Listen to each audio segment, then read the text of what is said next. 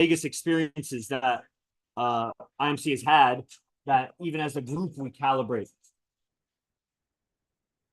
And calibration will come back to ethics. Ethics is survival, decisions and philosophy that you have that you survive with. And people, the misconception is that survival is you either live or die. Obviously, if you die, that's zero survival. And if you live, there's a gradient. How well are you surviving? And do you measure that with money? Everybody knows if you're rich, but you're not happy, then you're not happy. But, man, this thing is not going live. I'll keep pressing it. Well, let's take another thumbnail. Cool.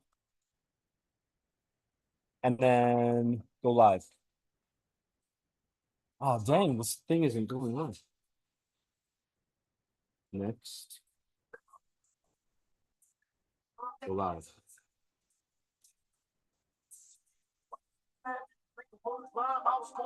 Hold on, everybody.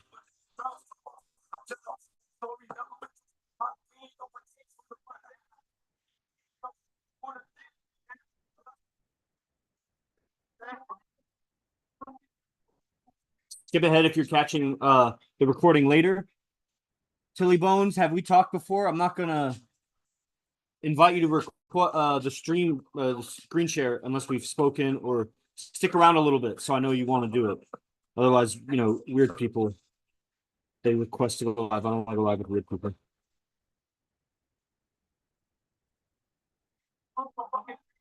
But if you stick around for just a little bit, like comment a little bit, let me know you're here. And then we can go live in like 10 minutes. But I got to get the basic message out. What's up, TikTok?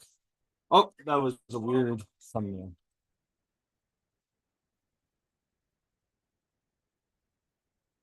That's better. I want to do like some rock thing symbol. Go live. Yes, it's working now. Good. I'm glad we took the time to do that.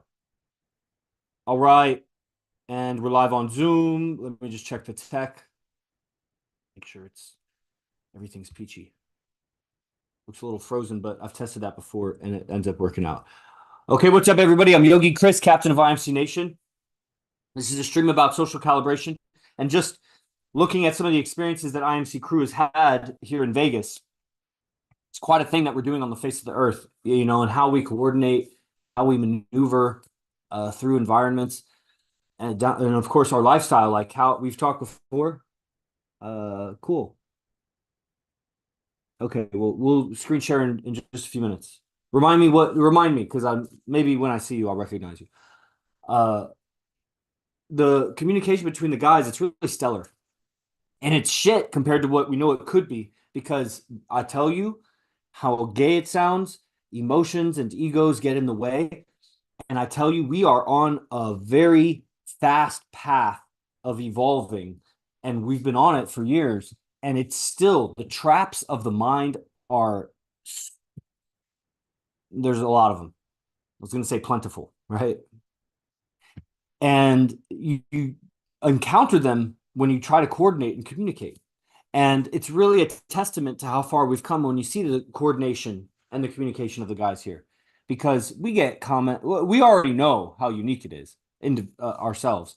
But then we get tons of feedback from the environment and different people, bouncers, staff, security, valet, all kinds of people. The other day, the school principal of some Chicago school or some private school was visiting Vegas, right? We meet a lot of people. Lady, black lady, like 70 years old or something, but still sprightly or still sprite. And she said that she was the school principal of Michelle Obama, she says. That's what she says. I don't know if she is or not, but she had the credentials of a school principal somewhere, etc., for like 25 years or something. And comes up to AZD tattooed motherfucker around his crew. It was funny because I'm like right after they parted ways, they spoke for like 2-3 minutes. I have the video. I posted it in my Telegram group, by the way. So if guys, you see this and you want to be on an IMC Telegram group, there are public groups and we post some private stuff there that we don't want to put on Instagram or TikTok or whatever. And what was I saying? So even and then when they parted, AZD and this lady, and she had her friend too, who was a little older than her. It looked like could have even been her mom. She was hella old. As soon as they part, one of the guys, their knives falls out of their pocket for whatever reason, and it just falls on the ground. We're like by valet, so it's like you know, concrete, whatever. And it's funny, like, what if that had happened with the lady there? She was hella liberal too. But AZD calibrates. So I mean, we're hella right leaning, hella.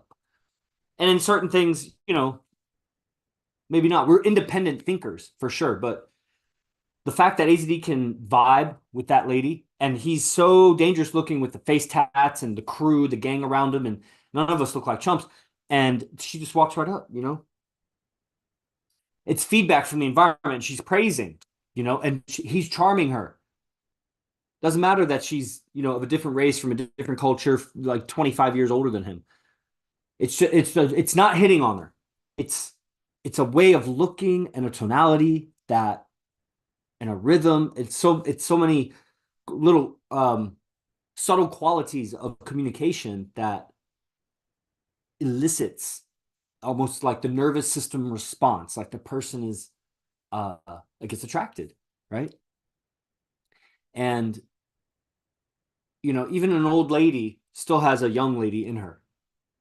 She hasn't changed that much to herself, we all still have the little boy or little girl in us. Whatever age, whatever memories we have, if we think of those memories, we become that age in our mind. The more we drown out everything else and just really dive into the memory and the experience, if you've ever re-experienced something, you almost like twitch. It's like something happened in the dream or whatever, you become that age. We're all that age. So, the old man or the old woman, they still have attraction switches in them of a young man, a virile man, and a, fecund woman or whatever. Virile means like able to have offspring. Fecund means able to have offspring, but it's like for the woman, for the man. So, the knife falls out, which is ironic because what I was going to talk about is at a different casino, one of these big casinos, major casino. We walk through with a crew. The smallest it's ever been is 4 people, but it's been up to 24 people. And on average, it's probably 8 to 10 nowadays. In the beginning, it was more, but everybody spent all their money at the strip clubs. Fucking stupid asses. So, 8 to 10, a sizable crew of guys. Then to be able to coordinate with each other, because we do it night after night. And it would get draining. If you ever try to coordinate with 7 to 9 other guys on when to meet, where to meet, never mind the social dynamics, like knowing how to go into a venue and how to interact, when your friend has a girl on him or when you have a girl, how to interact, like that level of orderliness, that's game. I'm not going to be able to summarize that even now. It's just, that's what we do. But, just in the logistics of getting where you're going, who pays, who tips for the driver, who tips the doorman, who's in contact with the driver. When you're carpooling, because we take 8 to 10 guys, so we have like 2 to 3 cars. Sometimes more if like one guy, he's at base 2 or whatever, and it's just one, and he's far away, it's like 25 minutes. So he drives himself. But for the most part, like the cars get filled, and it's not always the same guys. Like Gio's on right now. It's not always the same guy. So there's a coordination.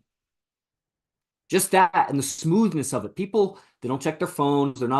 They hesitate to communicate. They have an idea in their head and they think everybody else knows it somehow because they thought of it. You got to communicate it. People take for granted, so that people have their own lives. And so even just at that level of orderliness, how we move is astounding, really. It's impressive. So when you have 8 to 10 of us or 12 or 14 of us, as it was on this night, we go through the casino and social calibration. Maybe one guy, if his shirt was a little high and his knife blade, there's a knife blade right here. It's just a clip. The clip of it. The clip of it is showing. One guy is walking, maybe doesn't bring attention. 12 guys walking brings your attention, and if you're security, you might start looking. And so somebody's knife was showing, and then it became apparent that many guys had knives. And then pretty soon we're surrounded by security. They're not being aggressive, but they are holding like an aggressive posture towards us. And it's almost one for one. Like, I don't think they outnumber us. It's not like we're going to get jumped in the middle. It's a busy casino. Like people are families, whatever. It's one of these major casinos, major ones on the strip. And, we get confronted by, whoever's in charge or whatever. And you guys can't walk through here because, you're all carrying knives and There's no knives allowed in here, etc. As if there's nobody else carrying a knife or a gun, even. It's conceal and carry in Vegas. But it's not like they have metal detectors on the doors that I know of. They have cameras everywhere, people watching them, security everywhere. So you can't be, if you're going to stand out with 14 guys, you got to calibrate. There's a calibration that 14 guys has to have that one or two guys wouldn't have to have. That's ethics. That's power. A different, now, if you develop your ethics and your maneuvering in alignment with a bigger group of strong men who are socially aligned, like add these variables, and they carry themselves as high value. They're not scraggly in their grooming. They don't smell like BO. They don't have wide eyes it's not even like being a tourist. It's different. It's like I don't want to call it predator eyes because predator eyes would be more like sharp like that, but just crazy eyes. You know, if they walk around with, you know, you can't have elements like this. And the more people you have in your group, the more it brings attention to you and you'll be noticed. So you have to calibrate yourself to that. Then if you downsize your group, one night we go out with 2-3 guys, it's a lot of power because we can move under the radar. Imagine like 2-3 ninjas versus like a small militia of ninjas. It's harder to conceal a militia of ninjas. 2-3 ninjas can move, but they're super lethal. They can infiltrate deeper in a lot of senses. And that's, you know, what happens. What are these comments coming in? You know, what's up? What's up? What's up? Okay. A lot of hellos. Hellos. Okay, dude on Instagram, if you're still there and you want to FaceTime, just request again if you can, or comment if you can't request again. Okay. So on another occasion, we had we were going to one of these major strip clubs. Major strip clubs, you know. It's a staple of the IMC diet that you go to strip clubs. Man, do we love strippers. And it's not what you think, because it's not like we're all lustful, groping, drooling, chasing down girls, paying for hookers. That's not what's happening. It's a concentration of beauty, obviously traumatized, fucking toxic beauty. But you know what? I think all the beautiful women I ever come across are toxic and beautiful. Toxic and what do you call it? Traumatized. That's what it is. People are traumatized. Earth is traumatic. Have you been a kid on this planet? You know what it's like growing up for people? Some people got it real bad. Some people just got it kind of bad. Some people just a little bad. But there's a lot of bad in there. Maybe punctuated by some good memories. Okay.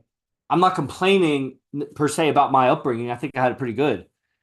But man, we're not treated right. And those traumatic experiences tend to stand out more in the mind. Like you have 99% good experiences. That one bad one is like, ah. And how many experiences we had in life? How many of them were traumatic? A bunch. People are traumatized. So, you know, and then with how we move as a tribe is one thing. Interacting with dancers and of course the staff. It's, you know, the whole game, how AZD teaches it is very integrated. And so it's a practice field for us to go that, you know, is literally practicing what AZD is teaching. The character, your belief system, your wittiness, your presence, I mean, none of those, he actually doesn't really teach any of that. Those are just my words on it. But the just awareness, you know, such a great practice ground for it. So one of these major strip clubs, you know, we have a tendency of having girls sit with us for a long time because we're very charming. We know how to talk. And we understand something. You know, if you put me in some kind of a scholastic setting, some conference or something about some subject I knew nothing about, then I might not be very charismatic. I might not be able to hold your attention or, you know, entertain you in any way. But talk about something I know how to talk about, that I know about, and it's a different story. So when it comes to the subject of women and female psychology, meaning what she's attracted to, what she's repelled or repulsed by, you know, how she's holding memories, how she's filing them away, how she translates experiences, like all of this, how she verbalizes experiences and what she really means. Yeah, a lot of it comes down to that. Like, what is she really meaning when she communicates? All sorts of communication. And communication is way beyond words, way beyond sounds. How does she position her body? How close is it? What proximity to you or it or her or him or whatever? It all means something. I was saying yesterday or the other day, I was like, blinking means something. And it's like, what does blinking mean? Are you like blink coding people? Bro, two easy, clear cut examples. Blinking, right?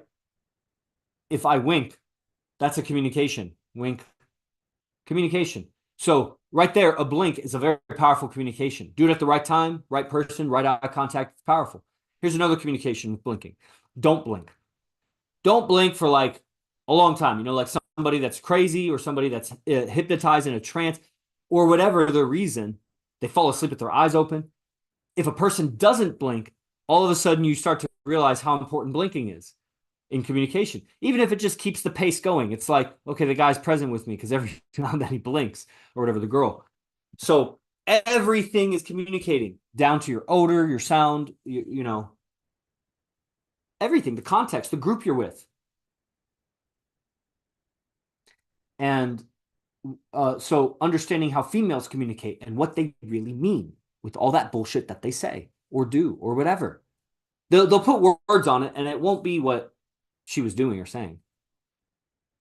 It'll be something else.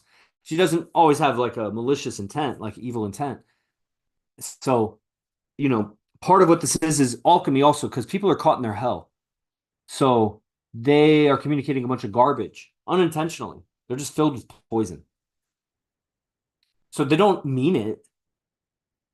They haven't addressed it, you know, but a lot of times they don't mean it. So, you know, you can't be triggered or offended by it. It's not effective anyway. You can be, it's just not effective to be triggered. It's not effective to get offended.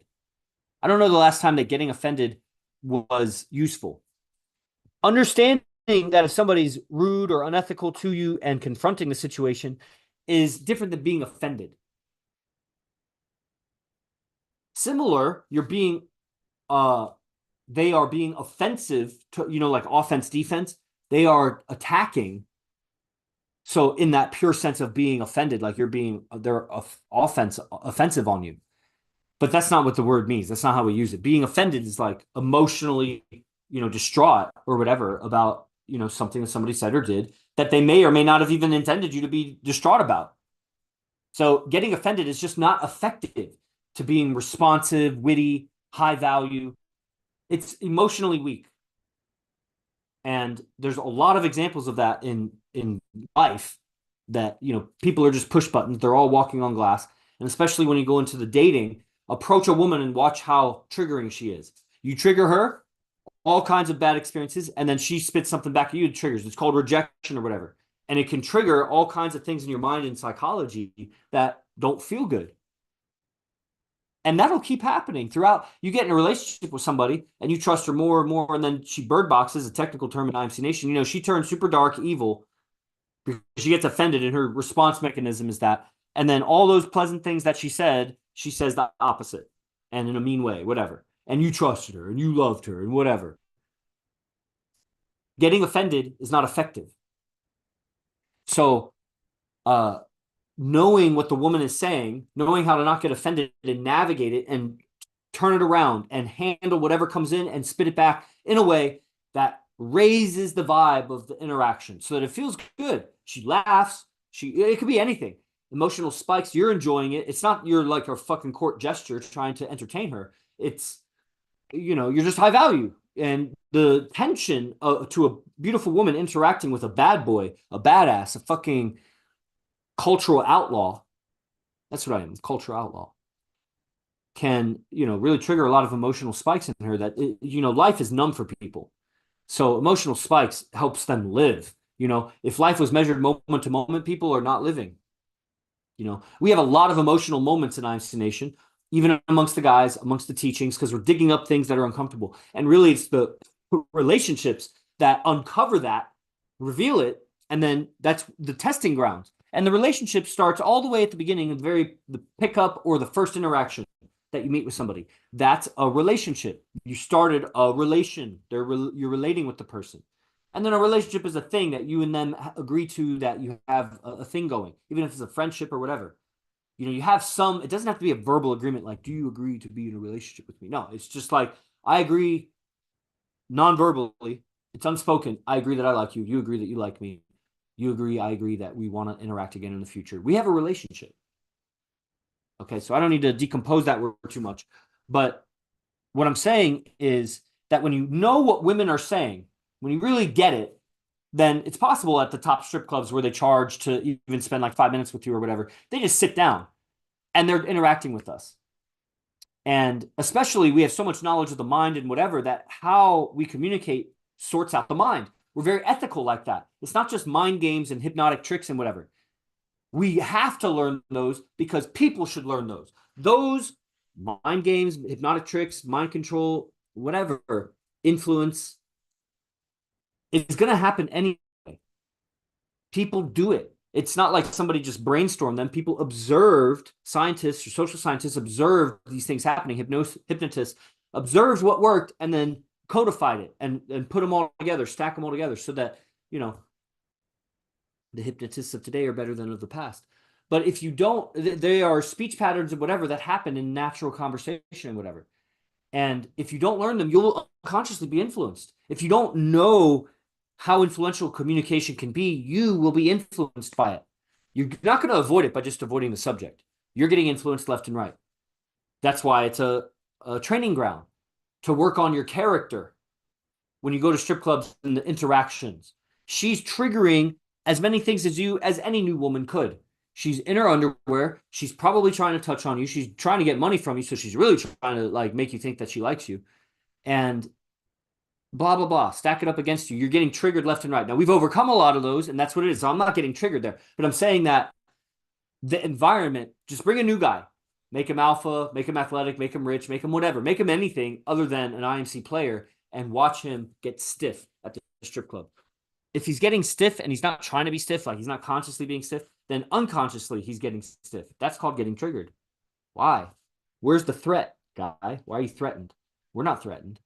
So when you know how to talk with these girls, then, you know, you actually get them to start liking you. It's not the goal for me. I'm not trying to get the girl to like me, but in a social sense, I am. Positive communication and things happen. Like the connection's undeniable sometimes with whoever, even the bouncers, they want to fight, like at our fight gym or whatever. Like they want to be friends. The drivers, they want to be our friends because we give good experience. It's not like my life aim is to give you a good experience, but whatever experience I give you is kind of a reflection of my ability and my communication. So let me triangulate my mindset, use 3 or more points to locate GPS who I am as a personality based on how people react to me. And not old people, family members I grew up with or people I've known forever, but new people. And what kind of new people? The hobo, the fucking druggie, the sloppy person, the fatso? No, like high value women and high value men, my tribe, and the value of women just being their sexuality, just in that sense. They're low value women at strip clubs a lot of times because they just don't even know shit about, but women don't know shit about shit. They don't know how to be in relationships. They don't know how to mate. They don't know how to raise kids. They have so much toxicity in them. It's unbelievable. But I know that in a sun moon relationship, a man woman relationship, the woman molds herself to the man that she admires. I've just seen it left and right so many times. She changes herself for the man that she respects and she wants to be with and she is with. If she gets with him, then she'll change herself as long as she looks up to him. And part of looking up to him is him guiding her. It's pretty boring if she's not changing. People change. You want to change. You shouldn't get in a relationship if it doesn't change you. And you shouldn't stay in a relationship if it's not changing you. Or just go have a farm somewhere and live out your days because you're not really that concerned with changing. Why am I concerned with changing? Like I talked about yesterday on the stream AZB came on. Law of attraction, everywhere I want to go in life is going to be through communication. And how I communicate comes through my imagination, my mindset, my persona, my self-image. All these words kind of locate this, how I carry myself, my character.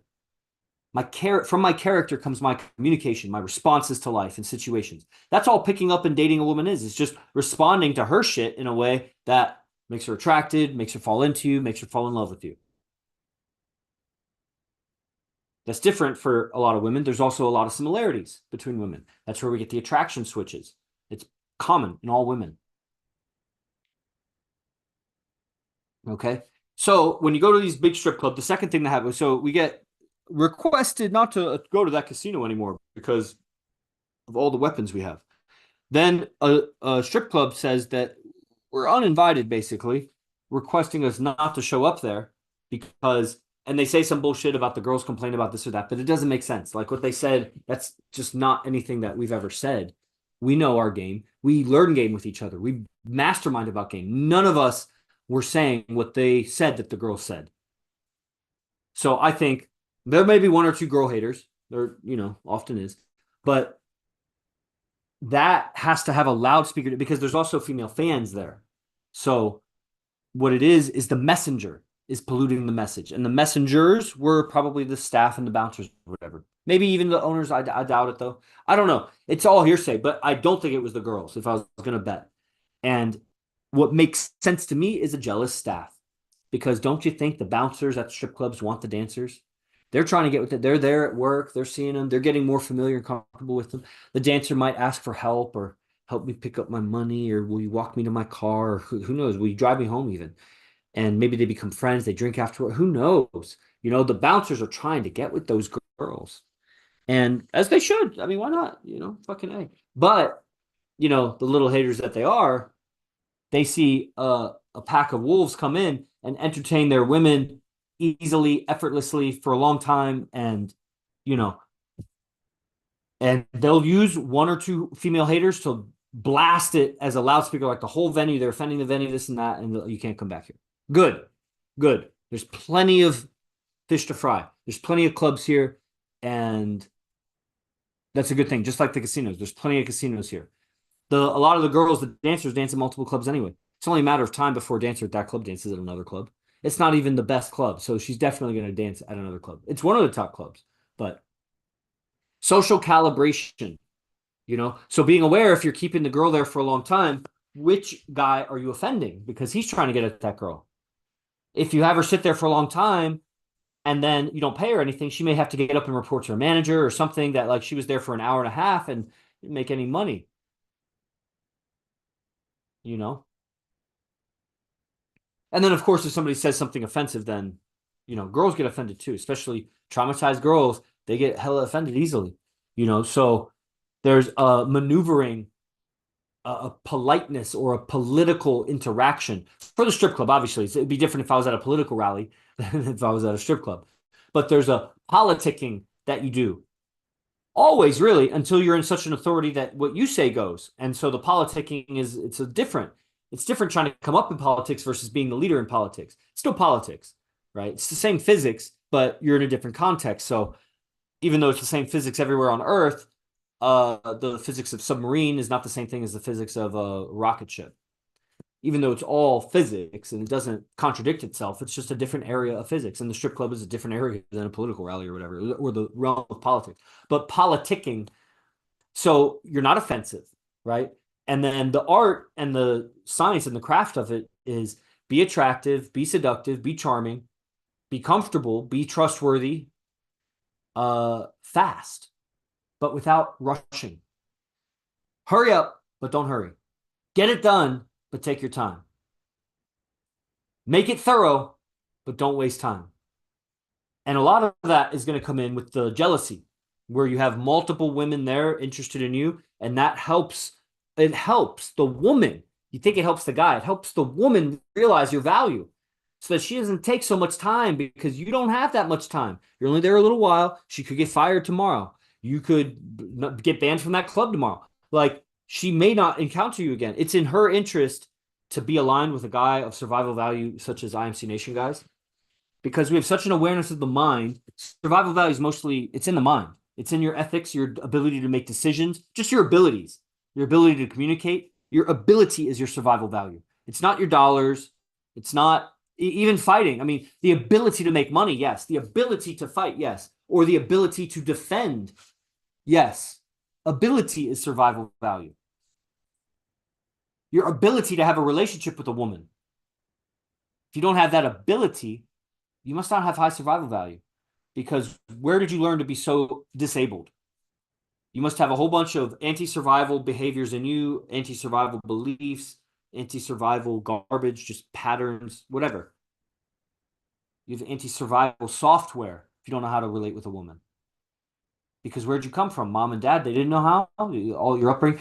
It's the code of life. Nobody is. Don't look around and be like, well, they have it right just because they're holding hands walking through the mall. They suck. They suck. Man, I don't know. I don't have any relationships that I can name that are good. I'm sure there are some good. I'm hopeful there are some good outside of IMC Nation. And it's really, it's like when you have your finger on a pressure point or something, and like the guy can't move because but just with a little bit of force. It's just a little bit of effort to say your relationships suck and you don't know anybody that has good relationships. That's why you should study IMC Nation. So if you're on TikTok, Instagram, YouTube, or whatever, the link is around. Click the link and get involved because your relationships suck and you just got to see it. Like, I'm not putting you down. I'm stating the fact. You got to know. You got to realize it. Like, what's going on in your head? Do you think you have good relationships? Really? The fuck? What is so good about your relationships? What are you doing? Are you growing? And you may have some friends. You may have some. It's more likely guys will have some guy friends that they feel more or less like they have good relationships with. Fast forward that. Move forward through time. Where's the women? You're doing so good. At some point, you're going to want a woman, right? Or women. And look at what happens to your friend group. As soon as one of you gets married, another one gets a woman knocked up and has to pay child support. Like, your group falls apart. That's how good your friendship is. I get that a lot. Yeah. American History X. Oh, it's TK. Yeah, I reply. You just got to be patient. Yeah. How does someone look racist? I wonder how that happens. It's pretty racist to say. Is it because I'm white? Are you just racist against white people? Bald white guys seem racist. If they have a tattoo on their neck, bald and white, they look racist. That sounds pretty prejudiced. Oh, I can't vape this on camera because I get banned. 1 second.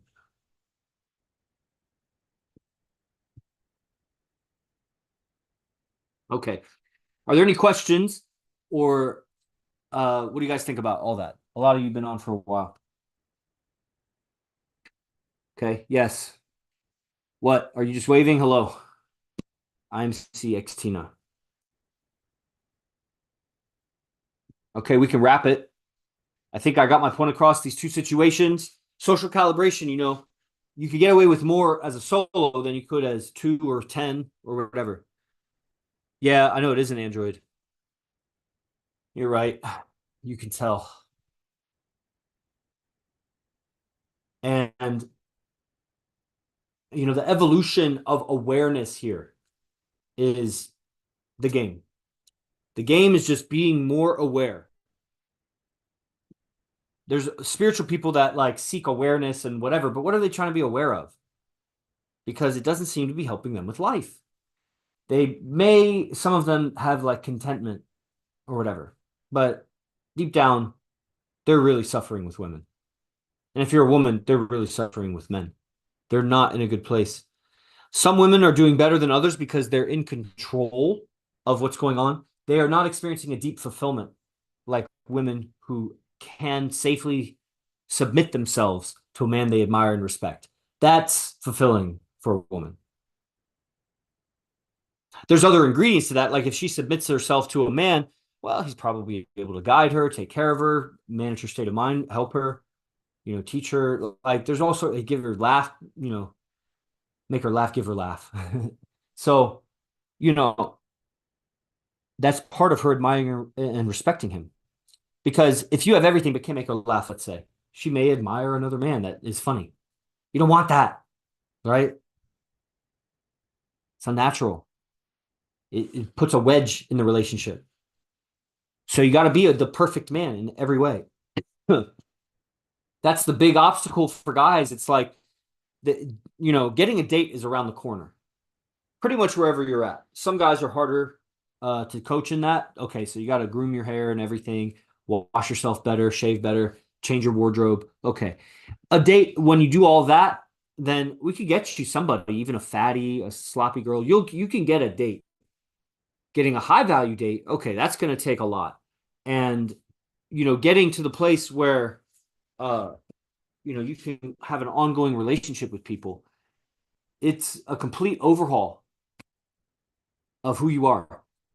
You can get benefit from just watching a class here or there to get a product here or there. But it's a whole lifestyle that's different from how you're living life. And we have, as reference, AZD, who's the man with all the girlfriends, high value women, perfect relationships. Doesn't mean there's no conflicts, doesn't mean there's no breakups. So it's a lifestyle of abundance that's built on great communication, just great communication. I mean, that sounds so simplified.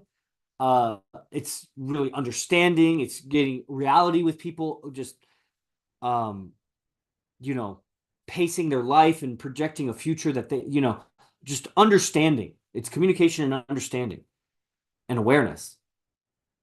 And people are in the mud. They're just stuck in like liquid concrete or something. They're not going anywhere. They're not changing. They're not doing things different. But a guy, we could get you a date or whatever, but it's just going to ruin your life, man.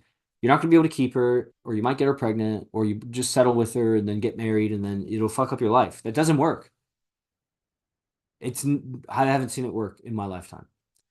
So the lifestyle of ongoing personal evolution, calibrating your evolution to the relationships that you want, including the business success and everything. But at the end of the day, you pull the thread on that sweater, and at the end of the sweater is still you're doing all that business success for relationship success. Everything you're doing is for relationship success. So why not bypass all that bullshit and just learn how to have relationships? Do you think that relationships depend on what job you have, how much your income is, what your body looks like? Yes, in some senses, because your job points to your ideas, your mindsets about yourself. Like, do you love yourself? Do you have you invested in learning a skill that's valuable to people like that? So your job, your income does point to that, but it's not it. She's not marrying you for your job or getting with you for your job. Your physique, yes, again, it's how you treat yourself, it's how you regard yourself. But if you're obsessed about your body, like that's not going to get you better and better and better result. You can't just keep working out and get better results with women, because that's not it. It's your character. And they only know your character through your responses and your communication. So how do you know what to say and what to do? Well, that comes from your mindset, your mentality. Okay, so what's your mentality about it? That's where you're so weak and pathetic.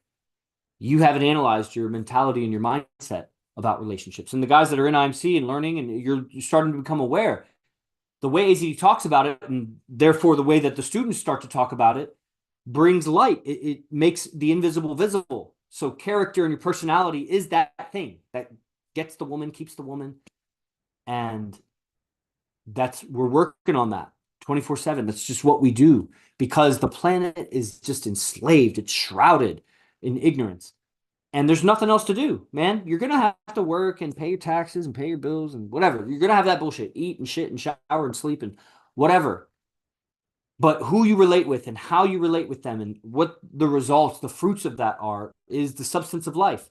And to free yourself up to have good relationships. I mean, those are nice words to say, but how do you do that? How do you free yourself up? How do you, like, that's the system here. And that's what we observe. Nobody else is doing. There are other dating companies and dating coaches, whatever, and I don't see their guys improving. When I listen to them, they sound like dorks. They don't sound like they get women. They sound like they're slaves to women. It's a feminist takeover planet, We're starting to see that feminism was wrong. People are waking up to it, but that doesn't mean it's going to change their indoctrination. They've been educated forever. And so it's one thing to know that like feminism was evil and communism was evil. Now go and try to have business and have relationships and see how communistic and socialistic you are. You're a feminist. You're a feminist as you try to relate with women. You look up to women like a feminist, like a mama's boy feminist. There's a lot in you that has to change in the decisions you've made about life and yourself. And that's a thorough combing. You know how like you comb through your hair or whatever, or you comb the desert for whatever? Like comb through your mind and straighten things out. And there's a lot there, a lot of garbage, a lot of nonsense also that just has nothing to do with a fulfilling life. You've been worshiping knowledge, etc. That's back to the chosen tech. If Travis, I think you're on the chosen. So, all right. I think that's the end of the stream. Got the message across. And I'll see you guys on the next stream. Well, what do I want to talk about? Do a little pitch. So you guys can get involved in a daily class, $97 a month. It's class every day with AZD. And then us, we're masterminding. Advanced camps. That's just the advanced mentalities. In the daily class, he's talking game. And we're just debriefing on our game the night before, different relationship occurrences and things like that. It's just really the recalling social interactions, what was said, what was done, and how to do it better. So you learn social dynamics in the game, which is daily 10 a.m., $97. And you get the recordings and everything. It's a login to a members area. Advanced camps, or just the camps really, are the advanced teachings. That's the mentalities, that's the subtle, that's the imagination exercises, that's the deeper stuff that makes it work. But you'll learn a lot on the game. You'll get a high reference for social dynamics, and you'll change how you do social dynamics. At some point, you may come across blockages, or you just may come across something that really fascinates you, like how do I do this or that? And you'll be interested in advanced training, or not. Some guys don't do advanced training. But as you go advanced, then there's levels of advanced, all the way to coming to Vegas, living with us, going out with us regular for like a week or two or whatever. That's called residency. Highest training. And then messengers, which is residency is part of messengers. So messengers is just the most advanced communication tech that AZD teaches. Tech meaning like systems of thinking and whatever, so that you understand, because the planet is imprisoned to bad communication, bad mindset, bad imagination, hijacking our imagination, worrying and thinking about shit that, whatever. So that's the ladder of progression, and you'll get something wherever you're at. So if right now you're in daily class and you're not on the process, you should be on the process. That's the camp right now. It's an advanced training, very thorough, very deep, very unique. It hasn't been done before. Nothing like it. There's little glimpses of it in the Beast process and a few camps. He's always been teaching his process, AZD has. But the way he's breaking down the process now, people are developing their processes, which is a process of thinking that gets you in a state of mind to be a magician of your life. That when you change your state of mind, you change your communication, you change the interactions that the environment gives you, that everyone gives you, everyone, your clients, your family, everyone. Everyone should be on the process. And if you're on the process, you know, the next step is come to Vegas. Come out for a few days. It's very affordable just to come here and go out with us a few days. Come do residency. It's more expensive, but that'll change you. You're in the vehicle ride, man, that's full immersion. You will change. We're not living in your world. Come and glimpse Ragnarok. Come and glimpse Eden. Come and glimpse fucking Nirvana. Come and glimpse sanity. Because you're not living sane around people. You're living around a bunch of insane people, and you have to operate kind of insanely to navigate it.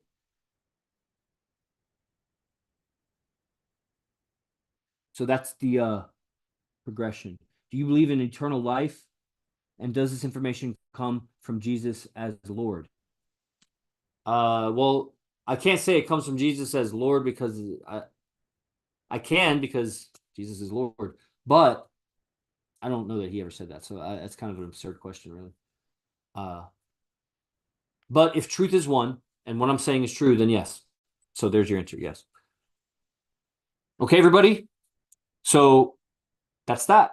Thank you for attending. I'll see you on the next stream. Oh, praise the Lord. Be the best. Fuck the rest. IMC Nation.